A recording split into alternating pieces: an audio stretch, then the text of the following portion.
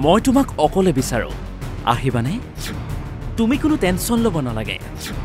বহুতৰে মাজত তুমি আই লাইক ইউ নিখা নাৰ্ছক মেছেজ নাৰ্ছিং হোমৰ মালিকৰ তাৰ পাছত ঘটিল এই ঘটনা সকলো মহিলা একেই নহয় সকলো পুৰুষো একেই নহয় কিছুমানে টকাৰ বিনিময়ত দেহ বিক্ৰী কৰে কিছুমানে কিনে তাৰ মাজতে একাংশই টকাৰ বিনিময়ত নিজৰ আত্মসন্মান বিক্ৰী নকৰে এই হোৱাটছএপ স্ক্ৰীনশ্বটসমূহ চাওক নিজৰ নাৰ্ছিং হোমত কৰ্মৰত এগৰাকী নাৰ্ছক নাৰ্ছিং হোমৰ মালিকে নিশা অকলে বিচাৰিছে আৰু নাৰ্ছগৰাকীয়ে কৈছে অকলে যোৱাটো ভুল কথা ছাৰ হিচাপে আপোনাক সন্মান কৰোঁ আপুনি মোৰ দেউতাৰ বয়সৰ মানুহ এই ভয়ংকৰ অভিযোগ উত্থাপন হৈছে ঢেকিয়াজুলিৰ বিষ্ণুজ্যোতি ছুপাৰ স্পেচিয়েলিটি হাস্পাতালৰ মালিক ৰঞ্জিত পাঠকৰ বিৰুদ্ধে কেৱল ইমানেই নহয় নাৰ্ছগৰাকীক ফোন কৰি অকল লগ ধৰাৰ প্ৰস্তাৱ দিয়াৰ অভিযোগ উত্থাপন হৈছে স্যাৰ কওক স্যাৰ ৰুমতে আছো কওক ডিউটি দেখা নাই স্যাৰ মোৰ ইভিনিং ডিউটি আছে ইভিনিং ডিউটি আছে চাহ খালে এই চাহ বাকী আছে আৰু কোন আছে এতিয়া কোনো নাই আৰু অকলে আছ অকলে আছো আহি যোৱা ইয়াতে স্যাৰ কিয় আহা আকৌ নহয় কিয় মানে অকলে কিয় বুজি পোৱা নাই নেকি মই ইমানখিনি ক'লো তুমি পইচাৰ কাৰণে চিন্তা কৰিছা নেকি পইচাৰ কাৰণে মই চিন্তা নকৰো জাষ্ট কামটো শিকিছো ন পইচা তুমি টেনচনে নল'বা কামটো শিকিবা আৰু তুমি মই যিটো কৈছো কথাই আৰু তোমাক একো টেনচনে ল'ব নালাগে আৰু কাম শিকিছা তুমি ইয়াৰ পৰা যাবও নালাগে ন কিবা সেইটোৱে বাৰু মই কামটো মানে কি আৰু প্ৰথম শিকিলো পইচাটো বাৰু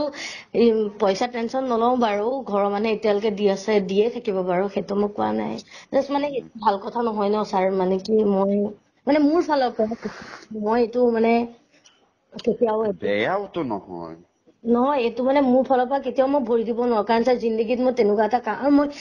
সেনেকুৱা ফেমিলিৰ পৰা বিলং নকৰো প্ৰথম কথা কাৰণ মোৰ ফেমিলিৰ দেউতাও এজন গভৰ্ণমেণ্ট চাৰ্ভিচমেন হয় ন তো মোৰ ফেমিলিটো অলপ বেকগ্ৰাউণ্ডটো বহুতেই বেলেগ মানে মই এইবিলাকত মই তোমাক সেইটো ভাবা নাইতো গম পাইছো ছাৰ বাট মানে মোৰ তোমাক সেই বুলি তেনেকৈ যে বেয়া পৰিয়ালৰ মানুহ বা হেৰি সেইবিলাক কথা মই চিন্তাই কৰা নাই তুমি ভাল পৰিয়ালৰ ভদ্ৰ কাৰণে এইটো মই বিচাৰিছো আপুনি সেইটো মানে আপুনি সেইটো কৈছে বুজিছো কিন্তু সেইটো নোকোৱাৰ আগত মোৰ পতককে প্ৰথমে আহিব ফেমিলিটো মইতো তেনেকুৱা টাইপৰ নহয় ন ছাৰ মানে কি নহয় মানে মই কেতিয়াও সেইটো নোৱাৰো আপোনাক মই বহুত ৰেচপেক্ট কৰো বা আপোনাৰ লগত প্ৰথম আহোঁতে ইয়ালৈ আহোঁতে মই মাকে লৈ আহিছো ন আপুনিতো লগ পাইছে মায়ে আপোনাক কৈছে যে ভালকে বুজা বেয়া হ'ব সেইটো মই কেতিয়াও ভাবিব নোৱাৰো ছাৰ মই বুজিছো আপুনি কি কৈছে কিন্তু মানে সেইটো মই জিন্দগীত মানে মই ভাবিব নোৱাৰো কাৰণ আপোনাক মই নিজৰ মানে কি বুলি ক'ম আৰু সেইটো মানে দিয়কচোন আমাৰ দেউতাহঁতৰ নিচিনাই হ'ব ন তো সেইটো মই কেতিয়াও এনেকে নাভাবো আৰু বেয়া নাপাব কিন্তু মানে কি মোৰ ফালৰ পৰা সেইটো আৰু ছাৰ অৱশেষত ঘটনা ভাইৰেল হৈ পৰাত আৰক্ষীৰ থানাত নিজৰ ভুল স্বীকাৰ কৰি ভৱিষ্যতে নাৰ্ছগৰাকীৰ লগত কোনো ধৰণৰ সম্পৰ্ক নকৰো বুলি লিখিত আকাৰে দিছে শুনক কি কয় ৰঞ্জিত পাঠকে সেইবিলাক নোহোৱা বুলি নকওঁ মই স্বীকাৰ কৰিছোঁ কাৰণ সেইদিনা মোৰ ষ্টাফো আছিল মোৰ ডক্টৰ 4জনমান আছিল অকল হেৰি অকলে পাৰ্টি কেতিয়াও মই কৰা নাই মই অকলে পাৰ্টি নকৰোঁ তেনেকৈ গতিকে তেওঁ মাতিছিল কিন্তু তাই উল্টা বুজিছে সেইবিলাক মোৰ আৰু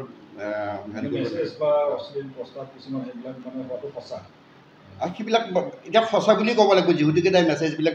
হেৰি কৰিছে তাৰপৰা সেইটোক লৈ পেলাই আমাৰ এই দুজনীক মই সিহঁতক সেইটোক লৈ দুজনেই নহয় সিহঁতৰ এইটোৰ লগত মই কোনো উল্লেখেই নাই কাৰণ মই আজি বুলি নহয় আজি বহুদিনৰ আগৰ পৰা সিহঁতক বাৰে বাৰে কৈ আছোঁ যে ইয়াৰ পৰা নাই তেনেকৈ গ'লে মোক কমচে কম জনাব লাগিব আল্টিমেটলি মই আজিতো গোটেই আমাৰ হোষ্টেলৰ ষ্টাফ বুলি কথা নাই আজি গোটেই আমাৰ ছিষ্টাৰবিলাককো কৈ দিছিল যে মোবাইল কমচে কম ডিউটিৰ টাইমত নাৰাখিব ডিউটিৰ টাইমত এজনে ৰাখিব যিজনে ইনচাৰ্জ সেইজন লগত ৰাখিব আৰু মোবাইলবিলাক বাকী আমাৰ হেৰিত জমা দিবা প্ৰত্যেকে কথা শুনিছে, কিন্তু সিহঁতে কোনো কথা নুশুনে। অব্যাহতি দিছোঁ এইকাৰণে মই মোৰ কথা, কাৰণ মোৰ হস্পিটেলত যেতিয়া মোৰ কথা নুশুনে, নুশুনাততো আৰু মই উপায় নাই, ওলাই দিবই লাগিব। বাকীবিলাকতো ছোৱালী আছে, সেইটোৰ লগত কোনো ৰিলেশ্যনে নাই। সেইবিলাক সিহঁতেতো দিব পাৰে, আপুনি ধৰক বেলেগে যিমানে নকওক, কিন্তু আজিৰ ক্ষেত্ৰত মই সেইটোৱে কৈছোঁ। আৰু এজনীকতো মই যাব দিয়া নাছিলোঁ, তাই নিজেই তাৰমানে কি সংগঠনৰ হেৰিক লৈ পেলাই মোক মানে নিজেই দম দিয়ে, কি কৰি আছোঁ চাই লওঁচোন বাৰু। সেইবিলাক দম দিলে আপুনি সহ্য কৰিব নেকি? কোনো সহ্য কৰিব নোৱাৰে। অৱশেষত নাৰ্ছগৰাকীক চাকৰিৰ পৰা অব্যাহতি দিয়াৰ অভিযোগ উত্থাপন হৈছে। লগতে সেই নাৰ্ছগৰাকীক সহায় কৰাৰ অভিযোগত আন দুগৰাকী নাৰ্ছকো চাকৰিৰ পৰা অব্যাহতি দিছে। এই ঘটনাক লৈ আদিবাসী ছাত্ৰ সন্থাই নিশাৰ ভাগত চিকিৎসালয়খনত উত্তেজনাৰ সৃষ্টি কৰে। 22 মে'ত কলিয়াবৰৰ এজনী ছোৱালী আমাৰ এই বিষ্ণুজ্যোতি ছুপাৰ স্পেচিয়েলিটি হস্পিটেলৰ যিজন অনাৰ ডক্টৰ ৰঞ্জিত পাঠকদেৱে তেখেতক অশ্লীল বাৰ্তা প্ৰেৰণ কৰে, অশ্লীল অডিঅ' প্ৰেৰণ কৰে, তেওঁক ৰুমলৈ মাতে, টকা পইচাৰ অসুবিধা হ'লে তেওঁৰ পৰা মানে সহায় ল'ব কয়, আৰু দৰমহা পাতি চিন্তা কৰিব নালাগে, তেখেতক প্ৰমোচনৰ কৰোৱাৰ কথা চিন্তা কৰে। এনেকুৱা ধৰণৰ মন্তব্য দিয়াৰ পিছত আমাৰ স্থানীয় আমাৰ ৰঙাপাৰাৰ পৰা আমাৰ ভণ্টি দুজনী, এজনী আমাৰ তিনিখুৰীয়া চাহ বাগিচাৰ আৰু এজনী আমাৰ ৰঙাপাৰাৰ, ইহঁতে উক্ত কথাটোত মানে কিছুদিন ধৰি মানে তেওঁলোকে প্ৰতিবাদ জনাইছিলে। এই প্ৰতিবাদ জনোৱাত কোনো কাৰণ নোহোৱাকৈ দীপিকা তাঁতীক আৰু আমাৰ ভণ্টি এজনীক তেওঁলোকে আজি অনাৰে নিজৰ খুচিত মানে তেওঁলোকক বিদায় দিব বিচাৰিছে, অব্যাহতি দিছে তেওঁলোকে জবৰ পৰা। সেই কেছটো লৈ হয় কলিয়াবৰৰ ছোৱালীজনীৰ ঘটনাটো লৈ আজি এওঁলোক দুজনক সেইটো পানিছমেণ্ট দিছে। আচলতে কোনো কাৰণ নোহোৱাকৈ তেওঁলোকক কৈছে যে আপুনি ওলাই যাব, আপোনালোকে দুইজনে ইয়াৰ পৰা ওলাই যাওক, কৈছে দৰমহা পাতি লওক আৰু ওলাই যাওক। এনেকুৱা ধৰণৰ হোৱাত আমাৰ ভণ্টি দুজনী আমাক যেতিয়া জনালে, আমি আটছা আৰু আচাৰ সচেতী দল আহি তেওঁক আজি আমি প্ৰশ্ন সুধিলোঁ যে আপোনাৰ আমি বহুত কমপ্লেইন পাইছোঁ, আপোনাৰ নিজৰ ৰুমতে নাৰ্ছ আৰু আমাৰ ৱাৰ্ড বয় সকলোকে মাতি আপুনি মদ শ্বেয়াৰ কৰে, আপুনি চিগাৰেট স্মকিং কৰে পেচেণ্টৰ ওচৰত। আমি সকলো ধৰণৰ তেওঁক যেতিয়া কৈছোঁ, তেখেতে আজি নিলাজ হৈ আমাক গোটেইখিনি কথা সৈবৰ দি সহমত জনাইছে আমাক, আৰু তেখেতে এইখিনি কৰে যে আজি লাজ পাইছে তেখেতে, আমি তেওঁৰ কথাত অভিমান পাইছোঁ। আৰু সেইকাৰণে আমি আজি আটছা বা আচাৰৰ যোগেদি আমি সজাতি দলে তেওঁক আজি আমি ৱাৰেণ্ট এটা কৰিছোঁ যে দ্বিতীয়বাৰৰ কাৰণে যদি আমাৰ কোনোবা পেচেণ্টৰ লগত তেখেতে বা কোনো আমাৰ মানে সেৱিকা বা ৱাৰ্ড বয় বা কাৰোবাৰ লগত যদি এনেকুৱা মিছবিহেভ কৰি থাকে, কিন্তু আমি ক্ষান্ত হৈ নাথাকি আমি সজাতি দল ইয়াৰ পৰা গোটেই আটছা আচাৰ সকলোৱে আমি ওলাই আহি তেওঁৰ এগেইনষ্টত আমি প্ৰতিবাদ কৰিম। প্ৰয়োজন সাপেক্ষে আমি মেডিকেল কাউন্সিলত আমি তেওঁৰ এগেইনষ্টত আমি কমপ্লেইন দাখিল কৰি এইখন হস্পিটেল আমি বন্ধ কৰিবলৈ চেষ্টা কৰিম। ঢেকীয়াজুলিৰ পৰা পংকজ বাহাদুৰ, অসম লাইভ 24।